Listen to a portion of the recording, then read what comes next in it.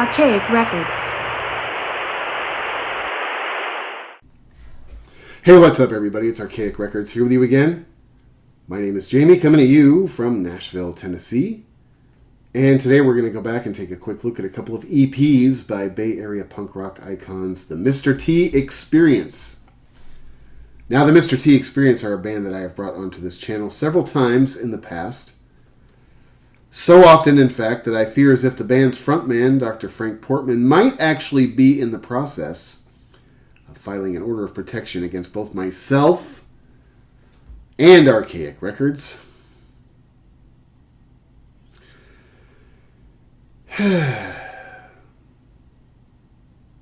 Won't do you any good, Francis. This band just happens to be one of my favorite things in the world to discuss, and there isn't anything you or your Johnny Law buddies can do about it, son. Anyway, now that we have that unpleasantness behind us, allow me to briefly remind you that the Mr. T Experience formed in Berkeley, California in 1985.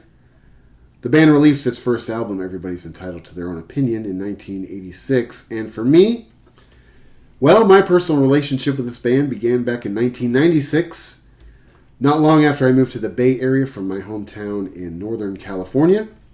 I went out one evening to see this band perform live, and I think it's safe to say that I have been a rabid, slobbering fanboy ever since. This is a band that is easily in my top 10 favorite bands of all time, and you know what, man? To be perfectly honest with you, I might even do you one better than that.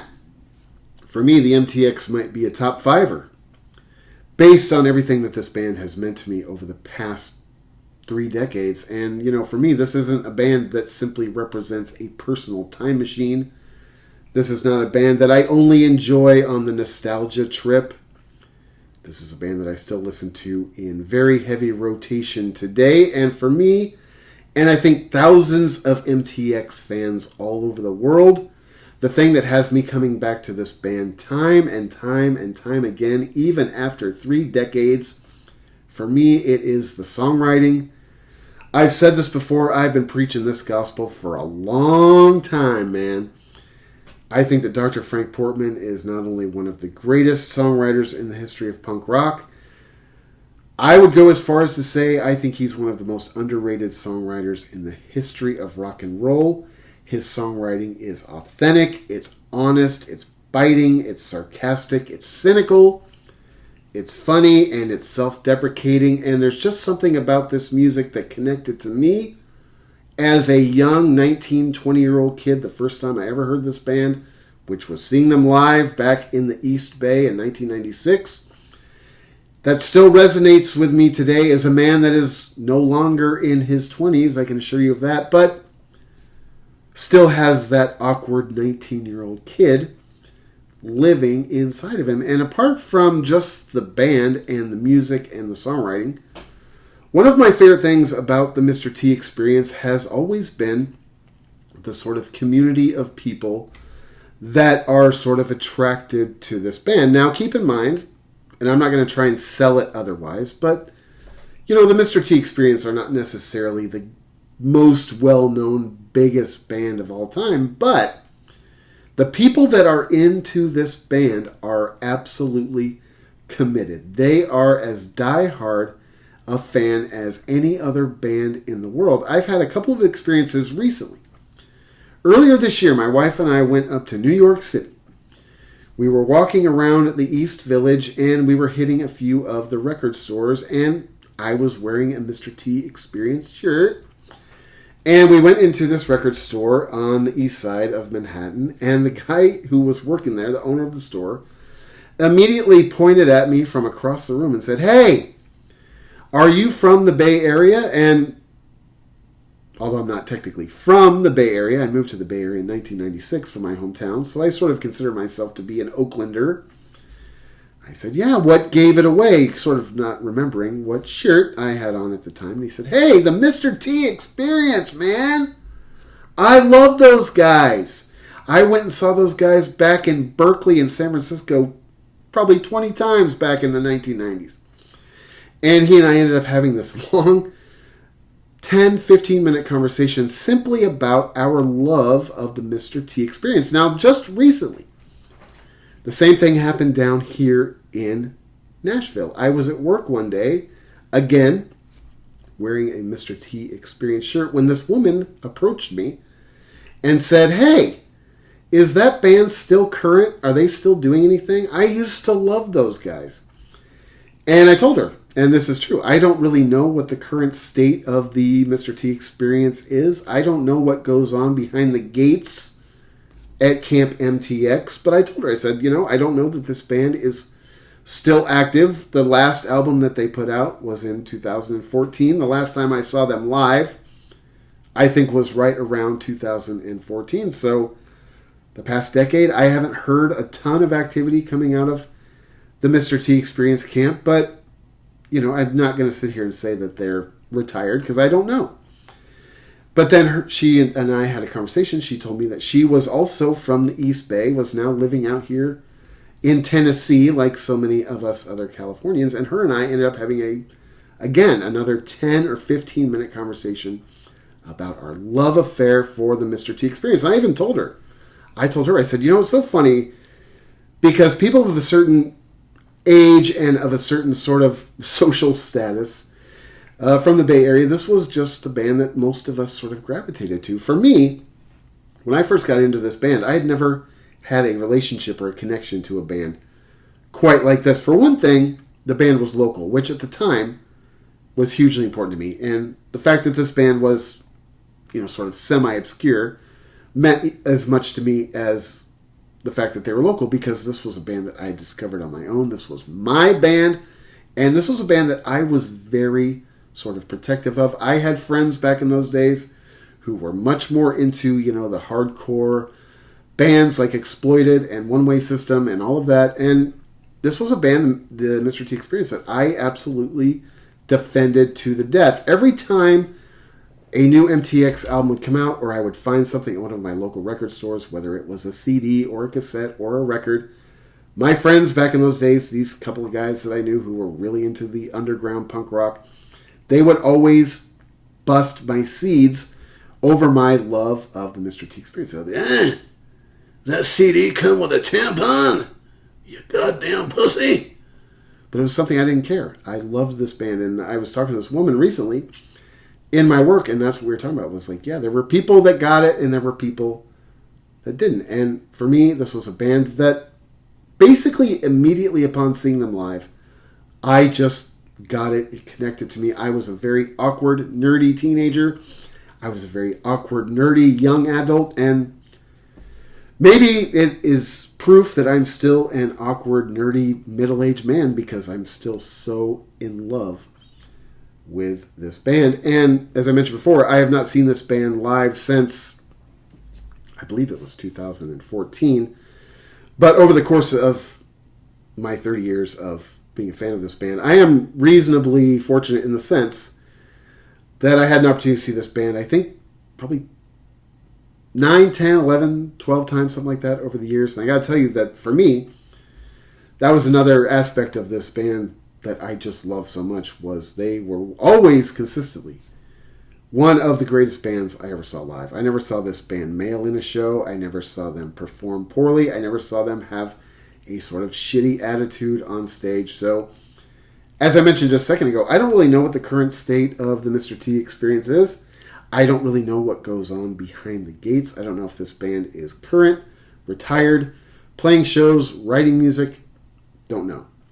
But if the opportunity presents itself in the future for you to go see this band live in whatever incarnation they are in, because this is a band that over the years, of course, they've had just a million different sort of incarnations of the lineup, I would highly recommend you go see this band live if you ever have the opportunity moving forward. Like I said, their last album came out in 2014, which was the concept album King Dork Approximately, which was sort of the companion piece to Dr. Frank's 2-book YA series. I did a whole episode on the King Dork books and the record. So if you're interested in checking that out, you can find it back in these archives. I don't know why you would be. You're probably not. But anyway, let's get into these two EPs that we're going to be talking about today. The first one is an album that came out originally in 1994. It is entitled The Mr. T Experience and the Women Who Love Them. Now, I also did an episode on this channel recently where I went back and I ranked the studio albums by the Mr. T Experience, and this was an album that when I came time to do a ranking of the band's catalog, this was an album that I sort of had to consider whether or not I was going to include in the ranking list, because technically it is an EP. Now, this is a semi-recent reissue that is out on Sounds Radical. Of course, I collect everything. I have to have all of the material that this band releases. I am a collector, so I love going back and actually getting these sort of reissues. Now, the original pressing of The Women Who Love Them on CD, or at least the original one I had 7 songs, but this reissue has 8 songs, which was sort of why at the end of the day I decided to include it when I ranked the catalog by the Mr. T Experience, because I figure, in my mind, okay, 8 songs is still an EP basically, especially when you're a band like this who writes, pretty clean, short, 2.5-minute pop songs, but 8 songs, it's, in my opinion, that's basically an album. So I wanted to include this on the MTX rankings episode that I did. And another reason why I wanted to include this one is because it's just one of my favorite pieces of music that the band ever did.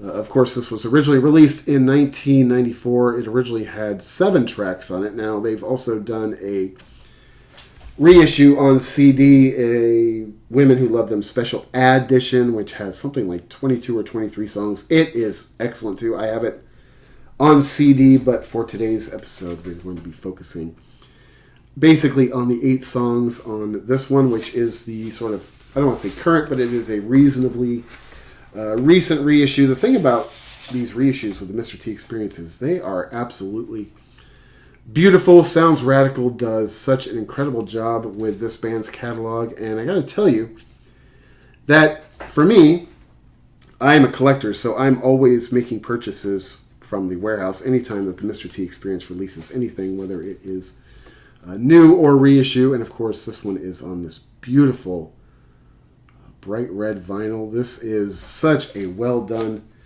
reissue of an album that I absolutely love.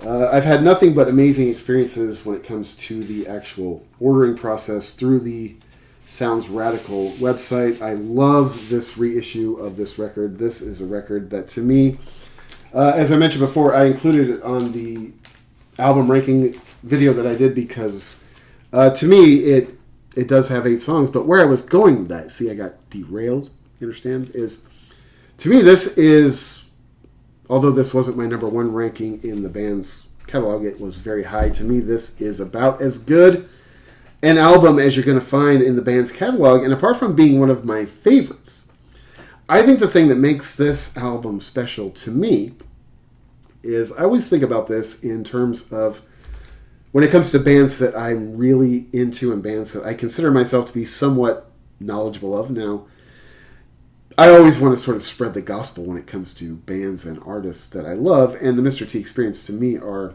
no different. In fact, apart from Morrissey, I would say I've probably done more episodes on this channel about the MTX than any other band out there, at least right now, because this is a band that means so much to me. It is a band that's so fun to talk to, and a band that, although, like I said, they don't necessarily, live in obscurity, they were a band that was sort of very important to a certain type of music fan, especially if you were from the Bay Area. And I'm always trying to, even at this point in the band's career, which is, this year, 2025, the band will be, 50 years old? No, 40 years old. I'm good at math, you understand? But the band will be 40 years old this year. And I'm always still trying to sort of spread the gospel. And I always think about this when it comes to bands I like. Which album would, if somebody were to come up to me and say, "Hey, Jim, you know that band, the Mr. T Experience, that you're always blabbing on about?"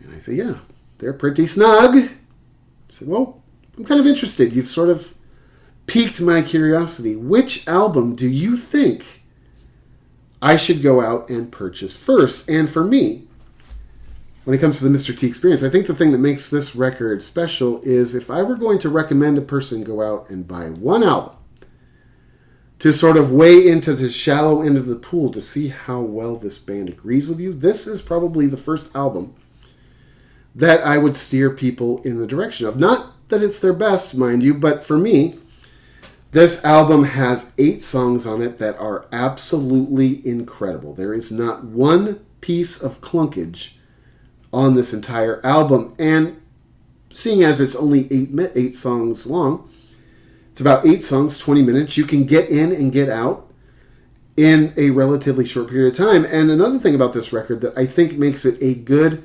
shallow end of the pool if you are interested in becoming more knowledgeable on the Mr. T experience is this album sort of offers you a pretty good mix of what this band's catalog sounds like, and it does it in a relatively small sample size. So I think if you go back and you listen to this album, not only are you going to get 8 incredible songs, but you're sort of going to get a little bit of a taste of what the rest of the Mr. T experience catalog is like. As I mentioned before, this is a semi-recent vinyl reissue.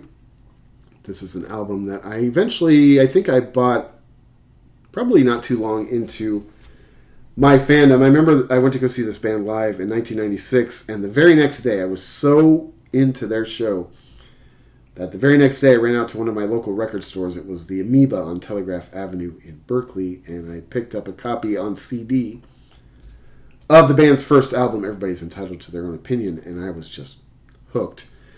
Over the course of the next, probably less than a month, I went out and I found everything that had been released up to that point, and it was somewhere along the line that I picked up this album for the first time on CD. Mr. T Experience and the Women That Love Them. I love the artwork. This reissue sort of stays true to the original album artwork. The other EP that we're going to be talking about in just a minute, the artwork sort of differs slightly from the original, but one thing I like about the album cover is I like that the red parts on the artwork are actually cut out, and then when you pull the sleeve out, as I did a second ago, it kind of comes out with it. As I said before, this is an album that came out in 1994. The Mr. T Experience over the years have had many different lineups. This album features Dr. Frank, of course, along with drummer Jim Pittman and Aaron Rubin. This record, as I said before, has got, this one in particular has 8 songs. It's 20 minutes. It's get you in, get you out, and just tear your head off with pretty much 8 perfect songs, at least in my opinion. The first song on this album is a song called Taping Up My Heart. I love this song as the intro to the record because it just kind of comes crashing in on you. It's very loud, it's aggressive, it's got great sort of distorted, fuzzy guitars. It has kind of like a real like college garage rock kind of sound to it, garage rock I should say. But I think that this song is told through the eyes of a narrator that feels as if no matter what he does, he is seen by this chick as just sort of not being good enough, and despite the fact that he's trying to adhere to all of her demands and sort of fit into the mold that she has in mind for him, that the situation just isn't really working out. This song always reminds me of a situation that I was in back in the early 2000s. I was working in Seattle. Now, over the course of the history of this channel, I've always been a little bit sort of cryptic about what I do for a living, but in order to tell the story, I sort of have to come clean and tell you that I am a barber, and I have been for the past 21 years, almost 22 years.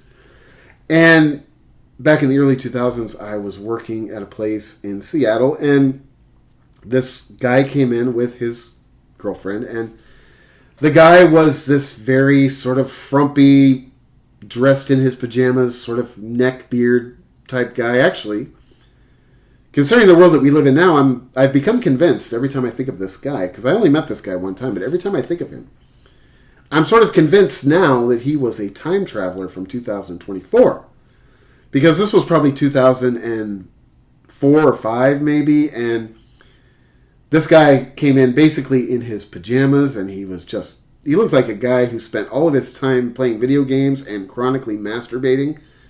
And he had this chick with him, and I'm convinced now that he was from the future. Because now he basically looks like everybody that you see in 2024. So he comes in, and I call him over. And of course, his chick has to come over with him and explain to me how we are going to be taking care of our business today. Now, this chick is dressed basically to the nines. She has got this whole ensemble. But what she's going for is she's going for this whole, like, rockabilly thing. She's got, the bangs, but, based on her appearance, she's going for the sort of Betty Page thing. Although she kind of looked like she ate Betty Page, if you understand what I'm saying. But she's got the whole, like, rockabilly thing. I mean, to the tease. But it's not even authentic. It doesn't even, like, really look good. This was somebody that I got the sense, and I'm not an expert when it comes to the whole rockabilly world, but I got the sense just looking at her that she bought all of this shit off of Hot Topic because it just looked very cheesy. But she was definitely going for a look, and she was dressed well, and she looked nice, and so I asked the guys, like, all right, what are we doing? What are we doing here today, sir? And she, of course, doesn't even allow him to answer. She chimes in on me, and she's like, he has to be rockabilly. And I remember looking over here like, okay, I see you've got the whole thing going on here. You got the whole flaming cherries and all the shit that people actually didn't wear in the 50s, but you go to Viva Las Vegas or you go to any dumb contemporary rockabilly show and everybody has flaming dice and flaming cherries. I never remember seeing, June Cleaver wearing flaming cherries, but, I get it. You're very 1950s. And so she started showing me pictures of these greaser guys who were all very handsome and very coiffed and very dressed. And I'm looking at this guy sitting here in contrast, a guy who looks as if he had just woken up under a park bench. And I thought to myself, all right, well, do you want to be rockabilly, sir? And he's just like, she's the boss. Whatever she says. And I remember looking back at her and thinking, like, really? Her? You're going to do all this for her? I mean, okay. I understand that beggars can't be choosers. I've been in that position myself. I was like, do you style your hair? Do you put any effort into yourself at all? Not really. I was like, okay, well, I'm just going to tell you that, if you want this hairstyle, it's going to take effort, because if you cut your hair like this and you don't style it, you're going to look like an idiot. You're going to look like Mo Howard. And he, of course, probably didn't get who Mo Howard was. And so the chick is just up chirping it in my face. No, this has to be done. This is how it has to be. This is what I want. And I was like, okay, I get it. I get it. Go away. You and I have had our conversation. I don't need you up in my grill. I get kind of weird about having people up in my personal space when I'm working. And to the best of my ability, I gave the guy what she wanted. But I got to tell you, the guy looked miserable.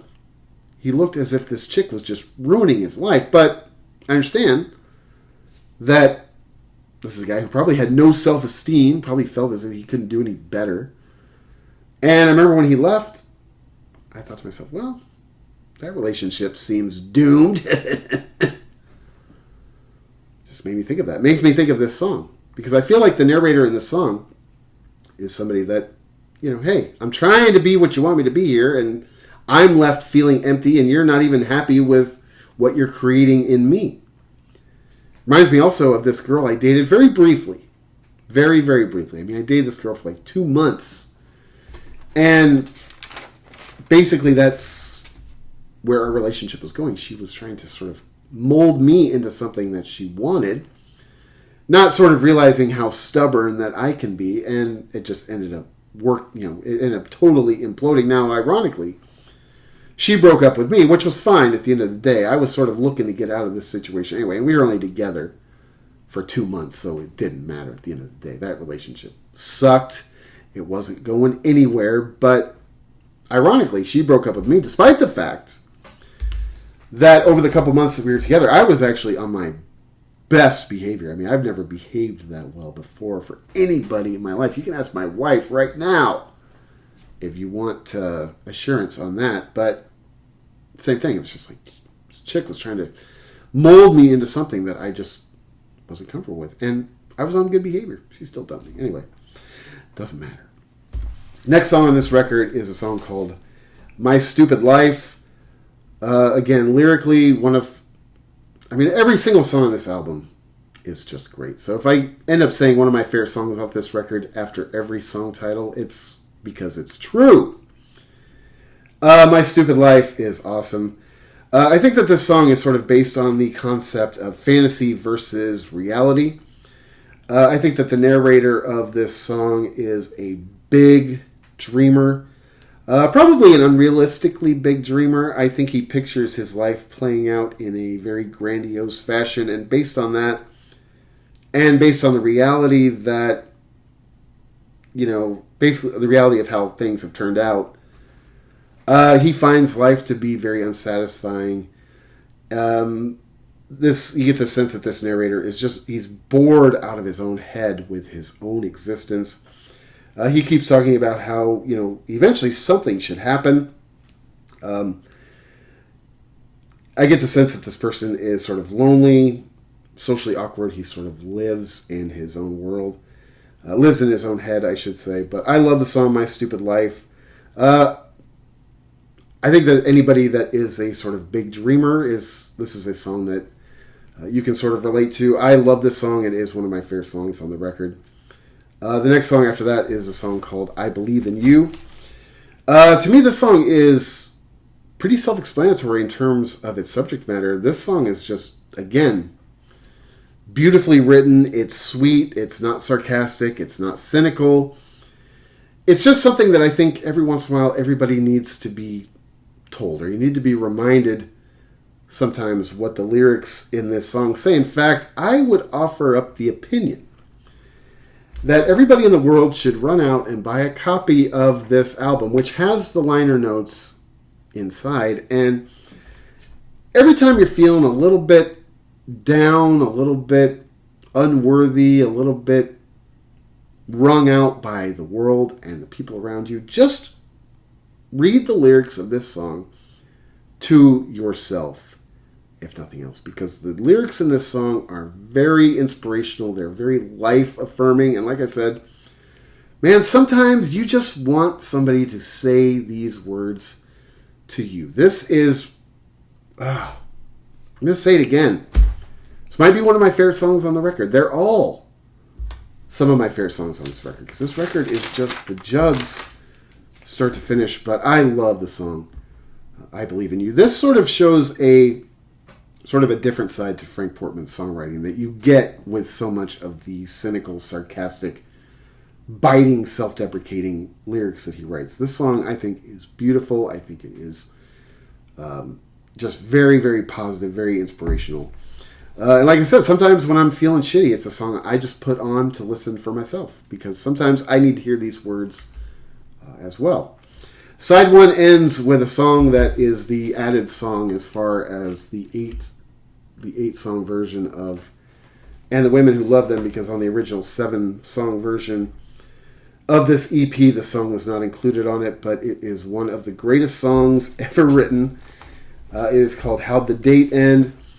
Basically, the story of this song is the guy, Dr. Frank, or the narrator of the song, he goes out on a date with a girl. He takes her to a nice restaurant, and at a certain point in time, during the course of the date, the girl gets up and basically ditches him. And at first you sort of think, okay, maybe she just snuck off to the powder room. Maybe she's just trying to get herself back together.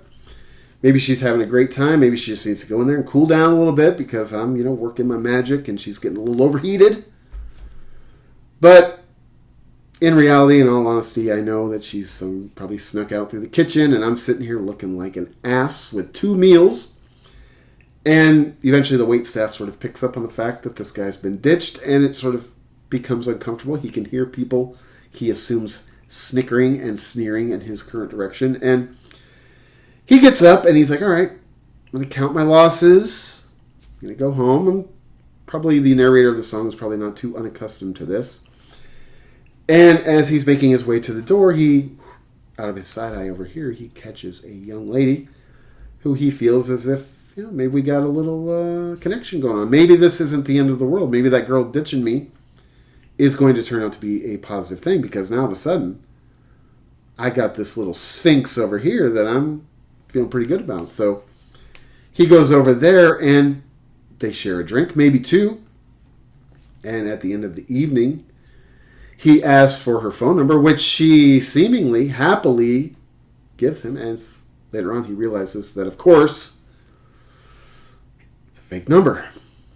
And the song basically goes on from there. Now, this, as I said before, is one of the greatest songs in the history of the MTX catalog, because it is funny, it's biting, it's self-deprecating, it's cynical, it's sarcastic, it's got all the ingredients. And personally speaking, I don't know that I've ever had a date that was quite as objectionable, I should say, as this date. But I will say that I had a couple of experiences that this song always sort of makes me think of. Now, one of them was, I think it was the only time ever that I ever got set up on a blind date. And this was a long time ago. This was back when I was living in my hometown of Chico, California. I had just started taking college classes, and there were a couple of guys that I was not friends with. Let's not get nuts here, but these were guys that I was acquainted with, and I had classes with, and I hung out with them a little bit just because I really didn't have any other friends, and I had a couple classes with them, and for some reason, they seemed to enjoy my company. So at a certain point in time, one of the guys set me up with this girl that he knew, and I had never met her before, but I agreed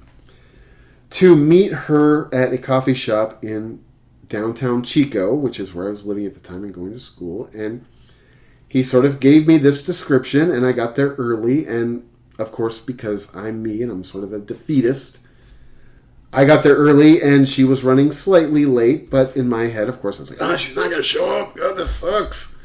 So uncomfortable. I hate people. Why do I do this?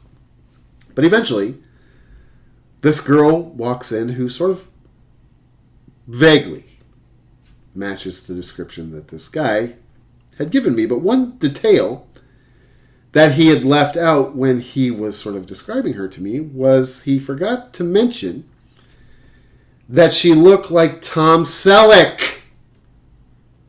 It was something that was quite astonishing, I can assure you. Now, keep in mind, I'm aware of my situation. I'm not exactly an Adonis here.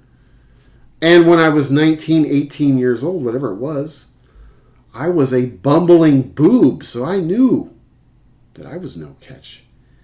But when I saw this girl's facial hair, it was something that sort of made me recoil. Now, just in case you're having a hard time picturing in your head what I'm describing, I have brought a visual aid to today's episode to sort of help illustrate my point here. So what I'm going to do is I'm going to bring out this copy of a record that I love. One of my favorite bands of all time, the Mamas and the Papas. Now, this is their fourth album, which came out in 1968, called The Papas and the Mamas. Actually, I got to tell you that I have a big episode coming up very soon about Cass Elliot, who is one of my heroes of all time. I just recently read her daughter's book. I read it in like 2 days. And I usually don't read books that fast. I could not put this thing down. So, coming up in the very near future, I have a big episode coming out on Cass Elliot as an extension of that, the Mamas and the Papas, because I love this stuff. Cass Elliot is one of my heroes of all time. My wife and I actually just went to go see the Bob Dylan movie The Day After Christmas, which was awesome, man. I loved it. I'm not even that huge of a Bob Dylan fan, honestly, but it was great. And the whole time I'm sitting there thinking, like, man, why haven't they made a Cass Elliot biopic? There has to be. It has to be done. It has to be. If nothing else, I'm going to do it. And it's probably going to stink worse than a beer shit, but I'm going to do it, okay? Anyway, back onto this girl that I had the blind date with. Now, if you know anything about this album cover, This is an album cover that it has the sort of fun one where you can exchange faces. You can turn John Phillips into Cass Elliot, which I'm sure he doesn't love. But it is something that's kind of fun to mess around with. This album came out in 1968. Now, if you sort of... How should I do this? Which one works the best? All right, we'll do this one. So if you remove the top flap and leave the bottom flap the way it was. Now, of course, the faces are mixed up. But you see this person right here? You see this girl right here? See, she's got kind of nice eyes, nice eyebrows, nice hair, but you see this right here? That was the issue. I could not take my eyes off it. That's what I was dealing with on this blind date that I went on when I was like 18 or 19 years old. Now, ironically, as the evening was going on, I sort of talked myself into looking past it because her and I were actually having a somewhat enjoyable conversation. Now, keep in mind, this was not somebody that I thought was going to bear my children, but, as I said before, sometimes beggars can't be choosers, and I was like the king of the beggars back in those days. And her and I left that evening, and having not really been on many dates in my life up to that point in time, I thought, okay. I thought it went okay. She told me she might call me moving forward. She ended up not calling me. I ended up getting rejected by Sam Elliott, but that was okay. At the end of the day, it didn't really matter. It gave me a little bit of practice. But those same guys, later on, they tried to set that same girl up with my best friend Tim. He and I have been best friends since middle school, and he and this girl went out on a date, and she ended up rejecting him as well. But I remember after the date that my friend Tim went on with her, he asked me, he's like, did you notice something about her that was a little peculiar? And I was like, I don't know what you're talking about. He said, she kind of looked like Tom Selleck there a little bit. And I totally played dumb. I was like, I don't know. I have no idea what you're talking about. I didn't notice that. Maybe you shouldn't be so shallow, son.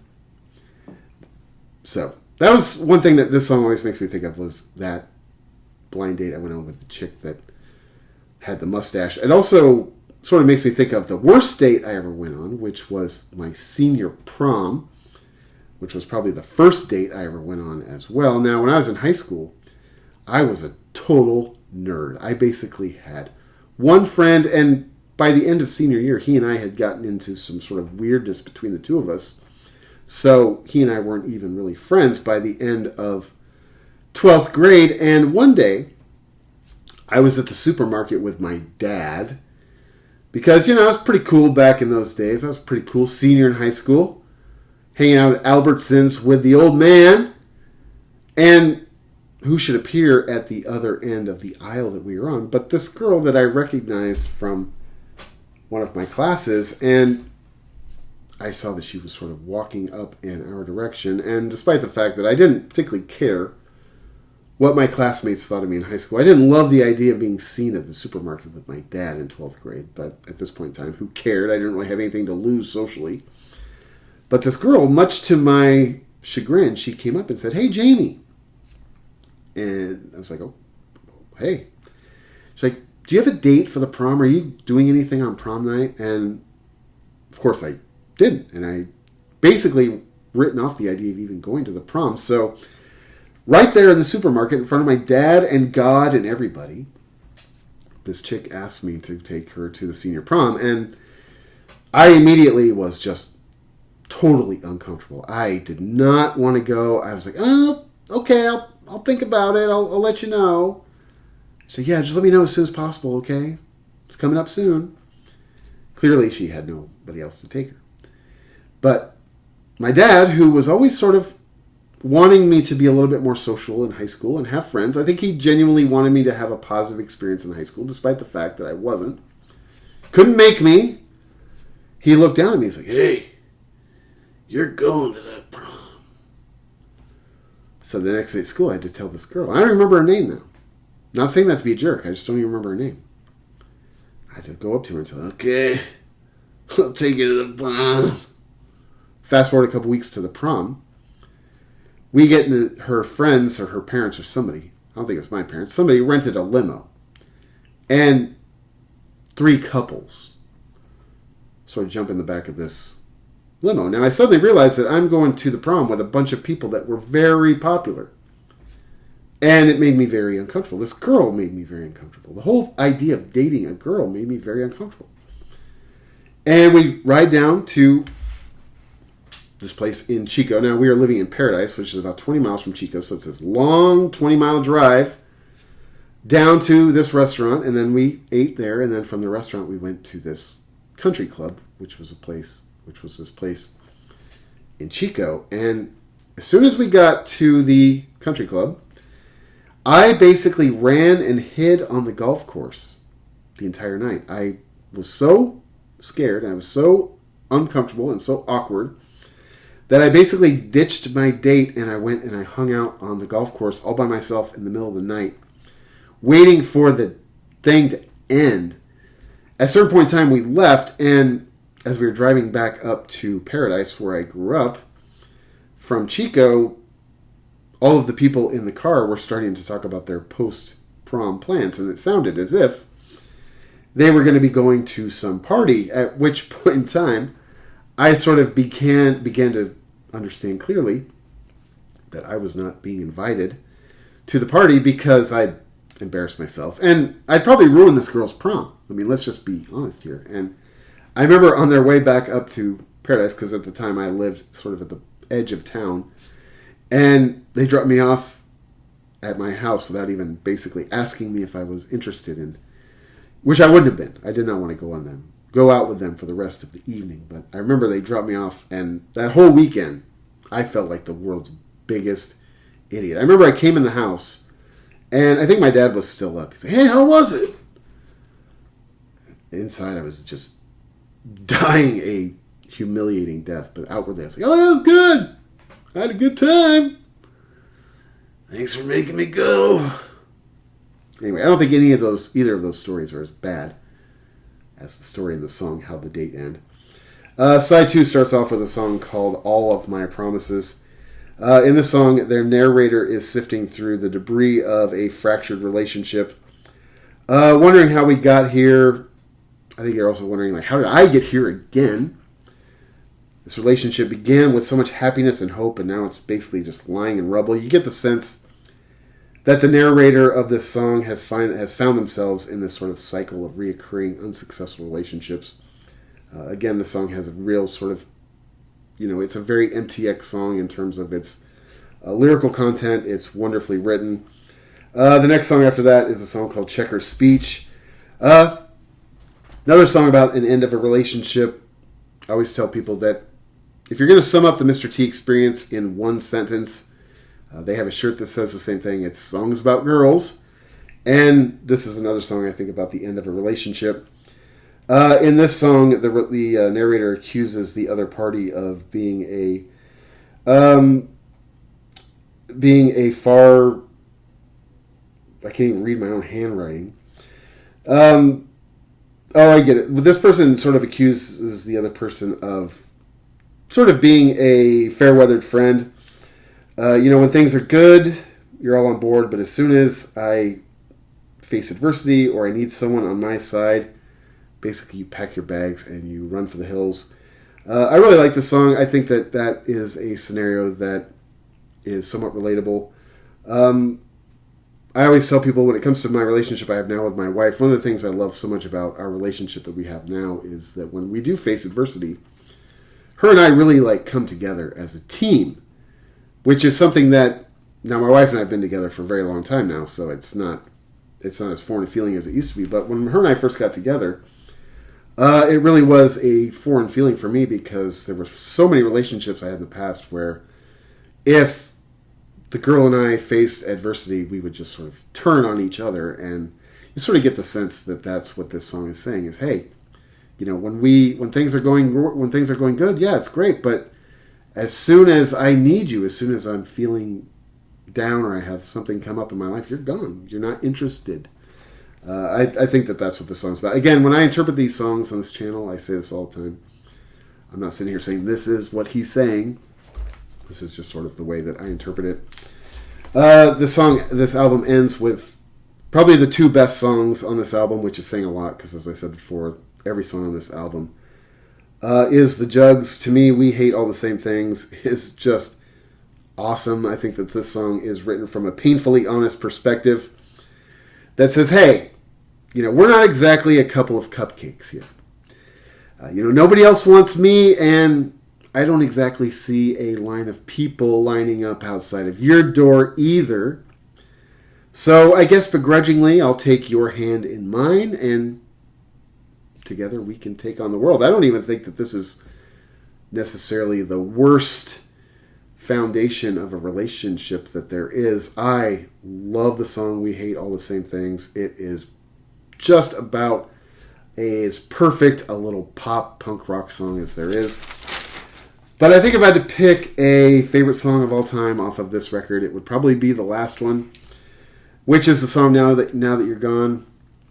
To me, this is basically a perfect song. This is another one of the songs in the Mr. T Experience catalog, much like How'd the Date End. I don't know if I mentioned this as I was talking about How'd the Date End, but this one is sort of an acoustic little number. I love this song. It is just so beautifully, brilliantly written about the end of a relationship. Of course, this song has a lot of self-deprecating humor in it. It is sad. It's sort of bleak. And even at the end of the song, where you feel as if there's just a tinge of optimism as you're sort of coming out of the sort of coming out of the tunnel of the darkness that this breakup has caused.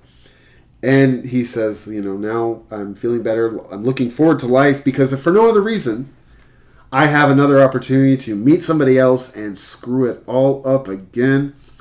I love that sort of aspect of Dr. Frank's songwriting. To me, that is one of his signatures that I love so much. In this song, it also talks about the weirdness that you encounter when you sort of run into an ex after going through a breakup. I experienced something like this in the song. He says, it'll be weird to see you one day.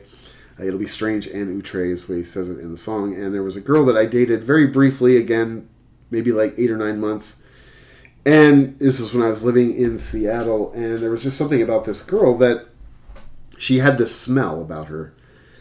And it was a pleasant smell, but it was her perfume. Whatever perfume it was that she wore, she always wore it every day. And it was just the only perfume that she ever wore. And that smell, I just always associated it with her. Now, her and I were together like 8 or 9 months or something like that. It ended amicably. It wasn't going anywhere. Of course, she ended up breaking up with me, but that's fine. That tends to be the history with me a lot of times. But several months, or maybe it's a year or two after her and I split up and we didn't see each other anymore, I was downtown in Seattle, and before I saw anybody, I kind of caught a whiff of this smell, which I immediately associated with her. Now, I don't even know what the perfume was. Maybe I was a shitty boyfriend. I didn't know what her perfume was, but it was the smell. And I smelled this, and suddenly I felt a tap on my shoulder. She had walked up behind me, and I smelled it, and she tapped me on the shoulder. I turned around, and she was standing there, and it was like really weird to see her face to face. And it was more weird because I recognized her smell, which was a pleasant smell. But it was just something, I was like, whoa, it was weird. It always reminds me of that part of the song that says, it'll be strange and outre to see you out in public. And I think we had a pleasant conversation. I don't really remember it, honestly. I was probably feeling uncomfortable, probably wanting to leave. Anyway, that is the album Mr. T Experience and the Women That Love Them. That was produced by Kevin Army, and it was released in 1994, like I said before. One of my favorite recordings of the band's entire catalog. And if you are looking for a place to jump in to the Mr. T Experience catalog, I think you could do a lot worse than jumping in there. As far as the second EP we're going to be looking at today, this one came out in 2000. This one is The Miracle of Shame. This is also a recent reissue from Sounds Radical. As I mentioned before, I've always had so much great experience when it comes to my ordering from the Sounds Radical warehouse. They probably get sick of seeing my name in the order forms, but I can't help it. I am a collector. Everything that this band puts out, I need to have. In fact, I got to give them a little shout out because on my most recent order, seeing as we just came through Christmas, they always sort of do a good job of sort of including little like trinkets and freebies. And a lot of times when you order shirts, especially, they come with pins or stickers or things like that. And I got to tell you that on this most recent order, I don't know if you can really see this or not, but they sent this Christmas ornament. Now, my wife and I, as much as we like Christmas, I don't know if you can see that, but as much as my wife and I like Christmas, we don't really decorate for Christmas because we have dogs that are just going to eat the Christmas tree. But this is a nice little Christmas ornament. It says Merry Christmas from MTX Island. So add that to the pile of collectibles. I always love getting new trinkets for my MTX catalog. And this is, like I said before, this is another sort of recent reissue. They did such a beautiful job again with this one. This one has the liner notes on one side, and it's got a collection of photographs of the band's lineup on this record, which, of course, is Frank, Jim Pittman, and Gabe Moline. Such a great job done. Every time they do these reissues, I just can't love them enough. This one is on this really beautiful white vinyl. It only plays on one side. I'm sure you can't see it, but on the other side of the vinyl, it has basically the album artwork, which is etched into the vinyl itself. I really love the way that this one turned out. This was one that I had never had on vinyl before this recent reissue, so I'm very grateful for that. Like I said, I'm a collector. I'm always going to want to buy everything that this band does. Now, the artwork has been changed slightly.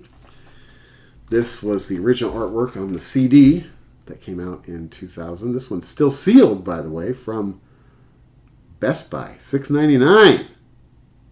That's a bargain at twice the price, son. Now, as much as I like this one, and I think they did a great job with it, I am sort of, maybe it's because I'm just more familiar with it, but I actually do sort of like the original artwork a little bit better as far as the color scheme and everything.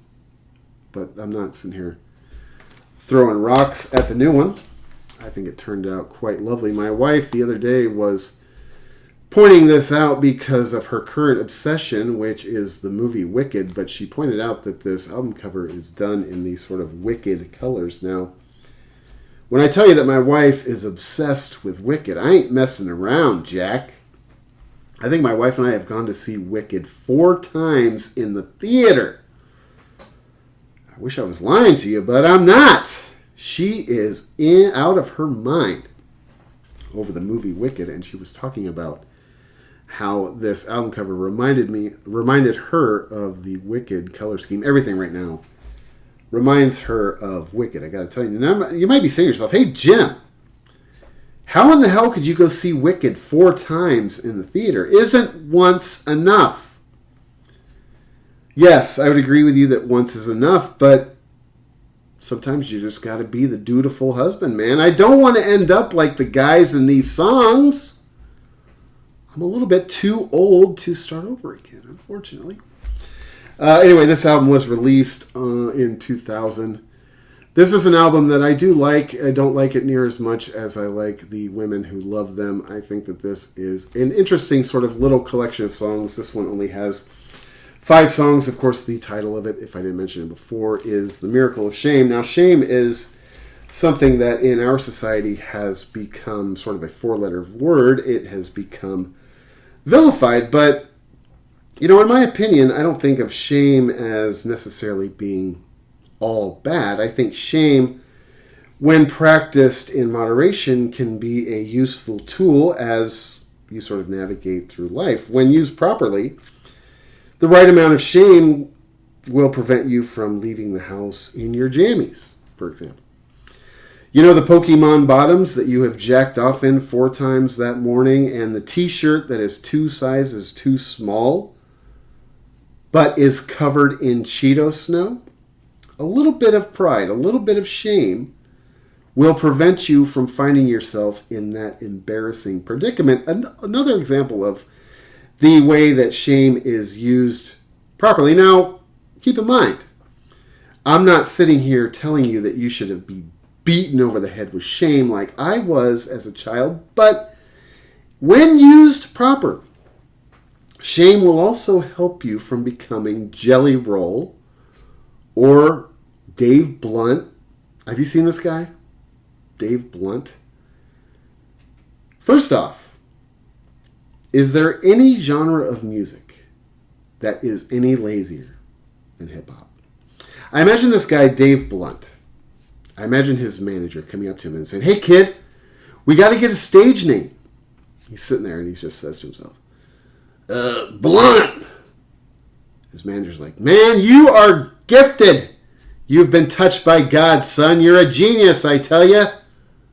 A genius." And then all of the intellectual bottom feeders in our society eat it up. "Yeah, Blunt. I love Blunt." So there's this guy named Dave Blunt. And again, I'm not saying this to sort of be a jerk, but this guy is a rapper who, it's hard to gauge, but I would make the estimation is pushing $6 bills. I mean, this guy is so big that when he goes out on tour, he has to perform on a couch on the stage. And that couch, I got to tell you, is the real hero here. I mean, that couch comes home off of tour and it goes immediately into therapy. That couch is like, "You don't know what I've seen." And again, I'm not saying this to, shame the guy. But dude, you're gonna die. You're so big. He has to perform on stage with a couch and an air pipe or air hose, whatever you call it. You're gonna die, man. And if you don't die, your quality of life is going to become so wretched that you'll wish you had. Again, I'm not saying that you have to bludgeon people with shame. I'm not saying you need to sit here and bully and pick on people, but a little bit of shame, a little bit of self-awareness goes a long way. Eventually, you don't end up looking like Jelly Roll or this guy Dave Blunt. I mean, it's got to be hard. It's got to be difficult to get that big. I'm not even trying to be a jerk, you understand? Anyway, this record came out in 2000, as I mentioned before.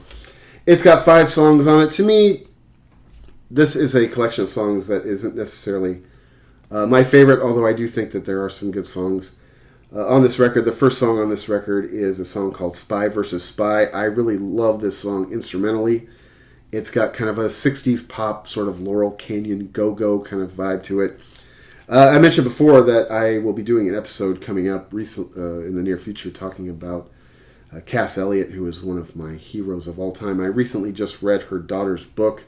Her daughter is a woman by the name of Owen Elliott Kugel, and I got through that book in about 2 days because I am just obsessed with Mama Cass. I mentioned this earlier, but my wife and I went to go see the Bob Dylan movie the day after Christmas. We saw 2 movies that day. The first one was Wicked, by the way, for the 4th time. So I wanted to see the Bob Dylan movie, and I'm not even really the world's biggest Bob Dylan fan, but anything to do with music I wanted to check out. Of course, my wife was sitting there belly aching the whole time. But as I was watching the Bob Dylan movie, because Cass Elliot came up in the whole Greenwich Village thing as well, I thought to myself, man, there's got to be, at some point in time, there's got to be a great biopic on Cass Elliot. I'm just a huge fan. I like this song a lot. To me, the song is about a relationship that is sort of caught in a constant state of stalemate. You get the sense that this relationship isn't like dripping with unhappiness. It's just sort of terribly frustrating. Every conversation turns into sort of a diplomatic debate. I mean, you can't even go out and agree on where you're going to have dinner without having to call in, witnesses and experts and all that.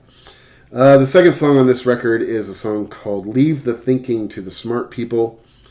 Instrumentally, this is probably my favorite song on the record. This song, to me, kind of reminds me of the band in Spiral Carpets, instrumentally, who are one of my favorite bands of all time. But lyrically, I mean, this song doesn't exactly impregnate me. It's just sort of meanders.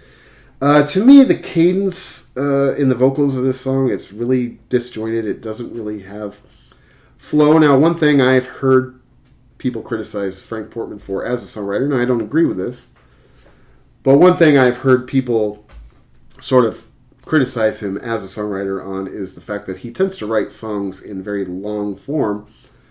And I like that. I'm not even disagreeing that he does that. I just don't think it's something to criticize because I think it's one of his signatures, and I think most of the time, 95% of the time, it works. But this song, to me, it just really doesn't work. This is easily, of the two EPs, this is my least favorite song on the record. Although instrumentally, it's probably my favorite record on the Miracle of Shame EP instrumentally. But I just, every time the song starts, I think to myself, "Oh, I love this song," because I love the instrumental track. But then I always end up skipping it like halfway through because, for one thing, the song is too long, and two, it just kind of meanders and it doesn't really flow, and it's just not very catchy. And not that it has to be catchy, but to me, it's my least favorite song on the record. It's okay, like I said, I always love it when it starts, and then I end up skipping it because I get bored with it. The next song after that is a song called Mr. Ramones. I think appropriately recorded sort of in the style of the Ramones. To me, this song is about a obsessive, possibly possessive music fanboy. His favorite band is the Ramones. I mean, I can definitely relate to that. I am the same way when it comes to my favorite band, the greatest band of all time, the Smiths, and as an extension of that, Mr. Stephen Patrick Morrissey.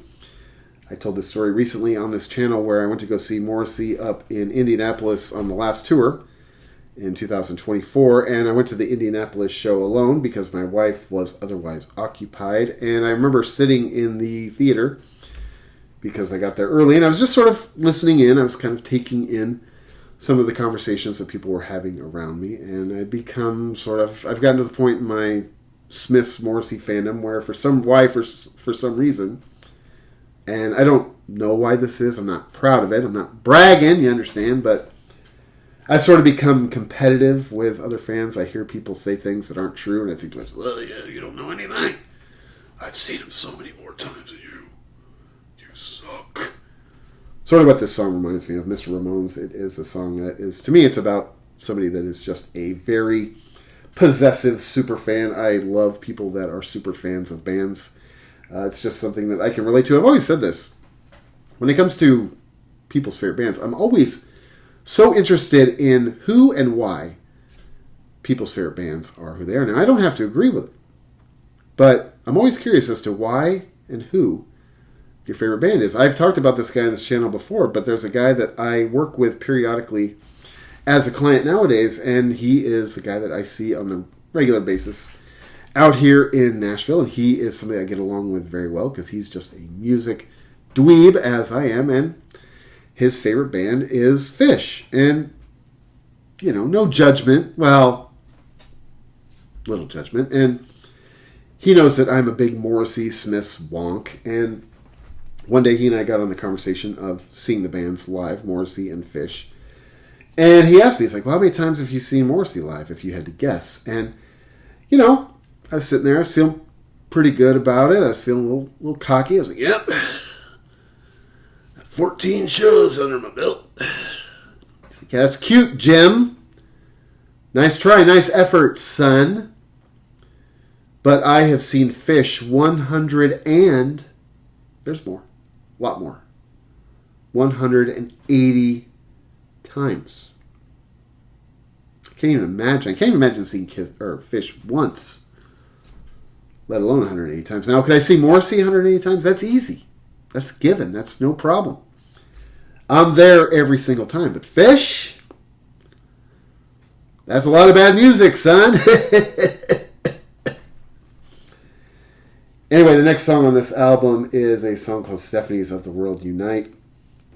I really like the song instrumentally a lot, too. It's got kind of a pop-punk, bubblegum kind of Material Issue sort of vibe to it. This song reminds me of, not that we called them Stephanie's back in the day, but back when I was going to college in Chico, there was just a very big Greek community in that town. The Greek system is very huge at the Chico State University. And we just used to sort of make fun of all the sorority girls because they were kind of clones of each other. And that's just what this song reminds me of. We didn't call them Stephanie's back in the day, but we did sort of make fun of me and the people that I knew always sort of made fun of the little sorority girls that ran around Chico because they were all sort of clones of each other. I like that song a lot. But if I had to pick a favorite song off of this EP, it would be the last one. And that is the song I Don't Know Where Dan Treacy Lives. This one is an acoustic number. I actually really like this song a lot. Actually, I got to tell you that this song did provide me with a service, because up until this song, I heard the song, I didn't even know who Dan Treacy was. But Dan Treacy was a member of a British sort of post-punk band called the Television Personalities. This song helped me discover the band Television Personalities. I would make the argument that on this song, Frank Portman's voice kind of sounds like Dan Treacy. Now, I'm not sure if that was because he talks about in the song how Dan Treacy is his hero. And after being a fan of the Mr. T Experience for as long as I was, when I went back and I listened to this album, and I researched who Dan Treacy was, and through that I sort of discovered this band Television Personalities, I realized that Frank and Dan Treacy's voices are similar. Not exact, but similar. And I couldn't help but wonder if Dan Treacy really is Frank's hero, as he talks about in the song, how much of an influence he must have had on him as a singer. Because I think if you go back and listen to the Television Personalities, and I think that the Television Personalities are still active. I should have looked that up before I said that, but I think that they are still active. There's definitely some Dan Treacy influence when it comes to Dr. Frank Portman's voice and his sort of vocal delivery. If you are not familiar with the Television Personalities, I would check them out. I like them. They aren't necessarily a favorite band of mine, but I like their early records. I love their album from 1980, and the kids just love it. And they put out an album in 1981 that I love called Could Have Been Bigger Than the Beatles. But go back and check out the Television Personalities.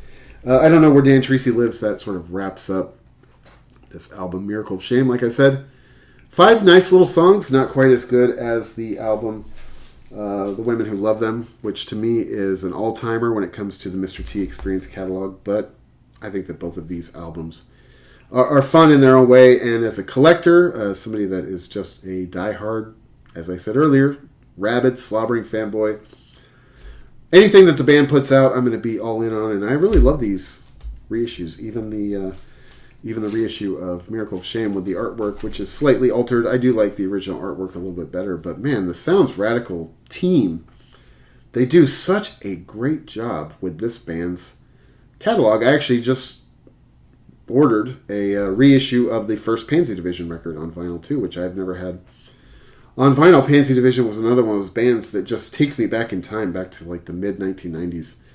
Living in the Bay Area, I love that band, Pansy Division. So I'm excited to get that first record on vinyl. It should be here, hopefully, this week. So maybe I'll do an episode on that, too. Don't piss your pants with excitement, son. Anyway, man, thank you so much for checking out this video. This is Archaic Records. My name is Jamie, coming at you from Nashville, Tennessee. Be sure to go out and support your local record, like Grimey's out here in Nashville, Tennessee.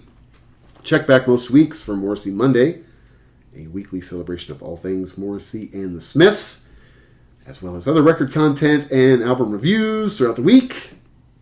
Well, we did it, man. We made it through the first episode of 2025.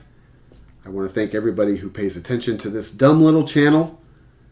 My name is Jamie, as I mentioned before. I hope that 2025 is the best year of your life. I mean that sincerely, a year of great health and great abundance. And again, thank you so much for checking out Archaic Records.